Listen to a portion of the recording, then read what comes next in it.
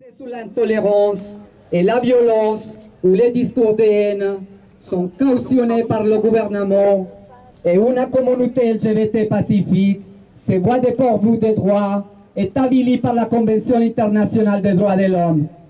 Tous ensemble, affirmons haut et fort notre solidarité pour les communautés LGBT de Russie et on dit non, non à la LGBT-phobie en Russie. Merci.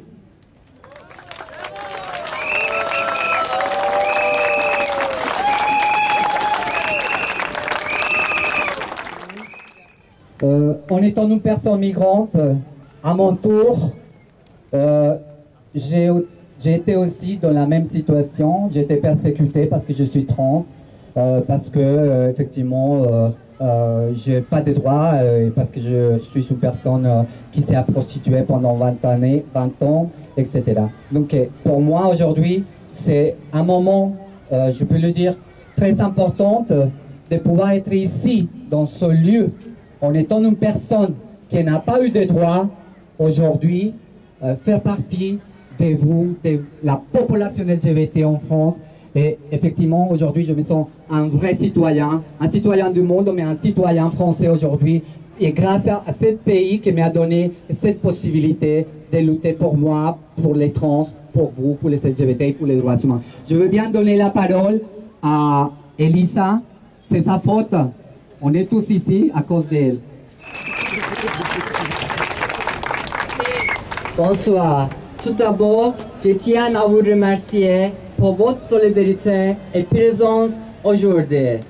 Ce qui m'a encouragé à organiser cette manifestation, c'est l'envie de venir en soutien des personnes LGBT qui sont discriminées, attaquées et persécutées en Russie et de contrer les violations des droits de l'homme qui subissent les minorités, les migrants, les personnes vivant avec le VIH et les personnes LGBT en Russie.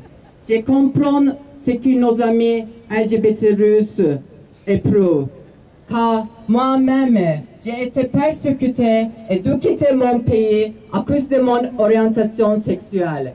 Je ne souhaite à personne de quitter son pays pour de telles raisons. Aujourd'hui, nous sommes là pour montrer au gouvernement russe notre désaccord avec les discriminations et les abus exercés contre les minorités en Russie. Je personnellement remercie aussi l'Inter-LGBT, Aide, Amnesty France International et toutes les associations qui, avec leur soutien, ont rendu possible cette manifestation. Merci. Bravo! C'est sa faute, mais ça valait la peine. Hein? Je veux bien donner la parole à une personne qui est témoin de cette réalité russe, qui nous accueillons à cette tester aujourd'hui et à qui on essaie de lui apporter notre soutien. Alors, Romain. Bonjour. Меня зовут Роман Сорокин. Я трансгендер, female to male, из России. Я был вынужден бежать из своей страны и просить политического убежища во Франции, потому что мое государство не смогло и не захотело меня защитить. Против меня было сфабриковано уголовное дело, и меня должны были посадить в мужскую тюрьму в России, где я был бы подвергнут насилию. Я пытался доказать свою невиновность, но потом понял, что это бесполезно, потому что то, что я являюсь трансгендером, заранее делает меня подсудимым для правоохранительных органов. Представители ЛГБТ-сообщества в России бесправны и не защищены. Геи и транссексуалы нередко подвергаются издевательствам и физическому насилию, и раскрываемость таких дел полиции равна нулю, потому что никто не считает нужным заниматься этими делами. Геи и трансгендеры испытывают проблемы при устройстве на работу.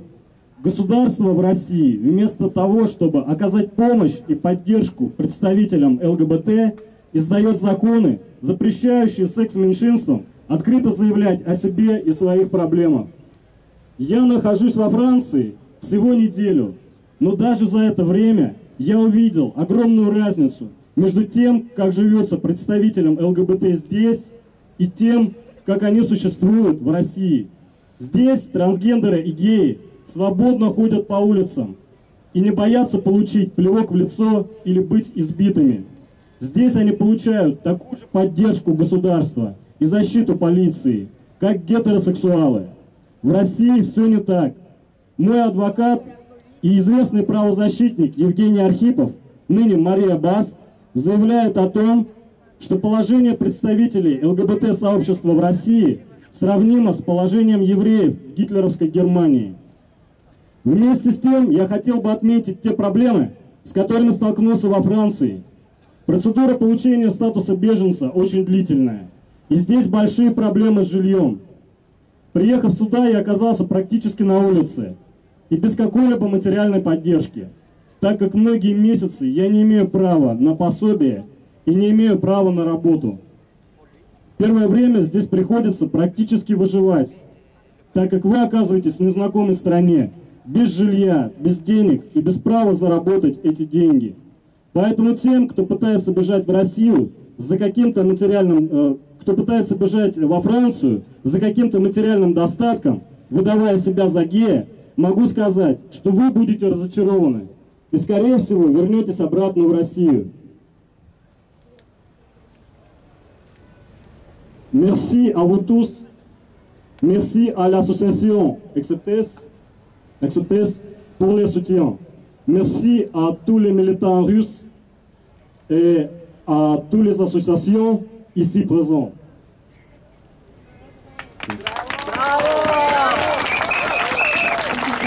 En Russie, la liberté d'expression n'existe plus, la liberté de manifestation n'existe plus, la liberté d'être ce qu'on est, ça n'existe plus non plus. Le cas de l'LGBT, c'est peut-être le plus visible parce qu'on voit, nous sommes ici et on devient la propagande de soi-disant valeurs non traditionnelles de l'homosexualisme pour l'État russe.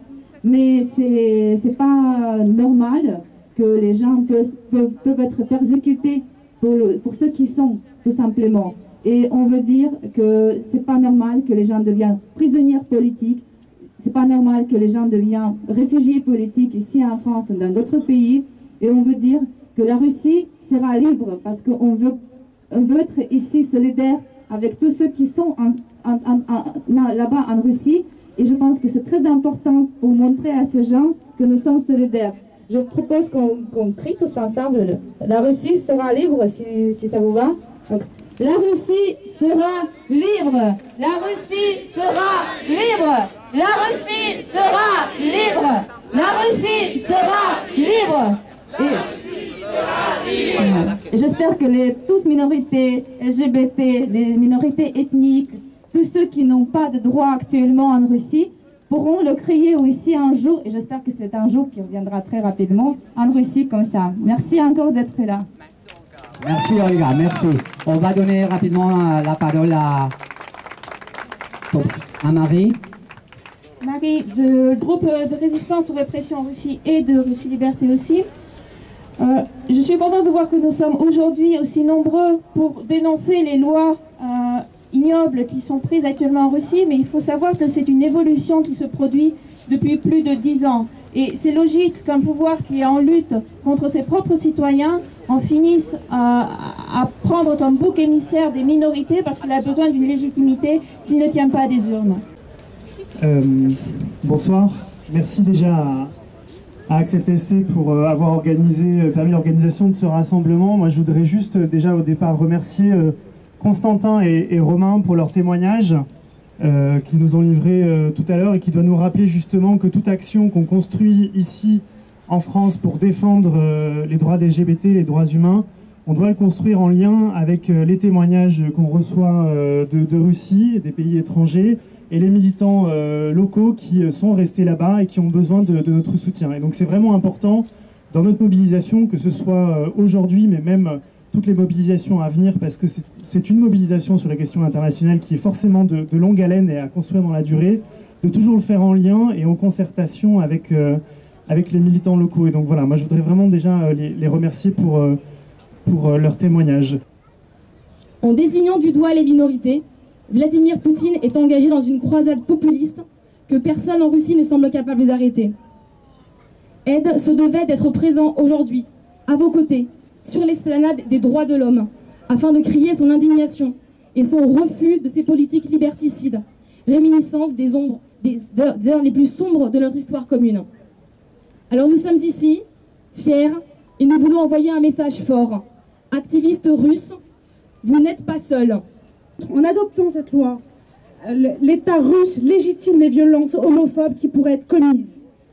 C'est pourquoi Amnesty International demande l'abrogation de la loi, mais aussi demande à ce que, en cas de violence, des enquêtes véritables enquêtes approfondies soient menées et menées à bien. Enfin, n'oublions pas que ceci n'est qu'une première manifestation. D'autres horizons sont à venir. Vont avoir lieu les JO de Sotchi. Profitons de cet événement pour parler de l'état des droits humains en Russie et aussi, du traitement que subissent les LGBT. Merci. Alors, je crois que c'est le moment de crier notre colère un peu, non? Je crois que c'est le moment de dire qu'est-ce qu'on a assez de société qui ne respecte pas les trans, les guines et les PD. Il y en a assez de cette société qui ne respecte pas les trans, les guines et les PD. Il y en a assez de cette société qui ne respecte pas les trans, les guines et les PD. Il y en a assez de cette société qui ne respecte pas les trans, les guines et les PD. Il y en a assez de cette société qui ne respecte pas les trans, les guines et les PD. Il y en a assez de cette société qui ne respecte pas les trans, les guines et les PD. Il y en a assez de cette société qui ne respecte pas les trans, les guines et les PD. Il y en a assez de cette société qui ne respecte pas les trans, les guines et les PD. Il y en a assez de cette société qui ne respecte pas les trans, les guines et les PD. Il y en a assez de cette société qui ne respecte pas les trans, les guines et les PD. Il y en a assez de cette société qui ne respecte pas les trans, les guines et les PD. Il y en a assez de cette société. Est-ce que c'est très mouillé par terre? Ça vous dit de faire vraiment un die-in? Hein? Pourquoi pas? Allez, pour les droits humains, Russie coupable, l'homophobie tue, Russie coupable, l'homophobie tue, Russie coupable, l'homophobie tue, Russie coupable, la Russie coupable, l'homophobie tue, Russie coupable, Russie coupable, Russie coupable, l'homophobie tue, Russie coupable,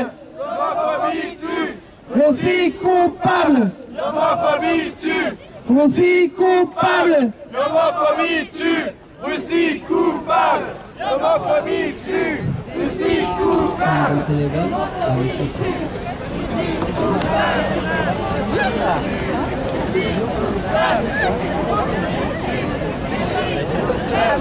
Est-ce qu'on a assez aussi de cette société, hein? Россия будет свободной! Россия будет свободной! Crions fort pour qu'ils nous attendent! Россия будет свободной! La Russie sera libre!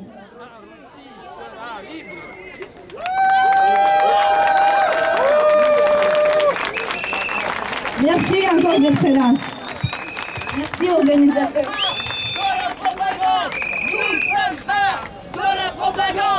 Nous sommes pas de la propagande. Nous sommes pas de la propagande. Nous sommes pas de la propagande. Simplement dire qu'il faut continuer de rester mobilisé sur le sujet parce que c'est vraiment un sujet qui recourt. Nous, chaque marche des fiertés, parce que l'Interlgbt organise la marche des fiertés LGBT de Paris, on rappelle qu'on marche aussi en France pour toutes celles et ceux qui ne peuvent pas marcher, manifester dans leur pays. Il y a la Russie évidemment, il y a plein d'autres pays, près de 70 pays qui pénalisent encore l'homosexualité dans le monde. Donc voilà, simplement dire que la la mobilisation sur les questions internationales, que ce soit la Russie ou d'autres pays, c'est une mobilisation qui est au long cours.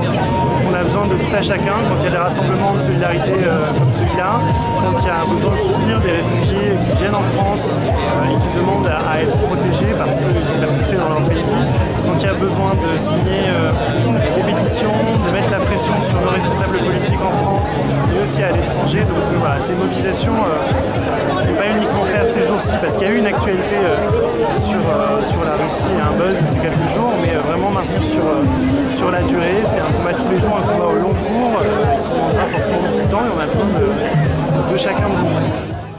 Non à l'homophobie en Russie. Non à l'homophobie en Russie. Non à l'homophobie en Russie. Non à l'homophobie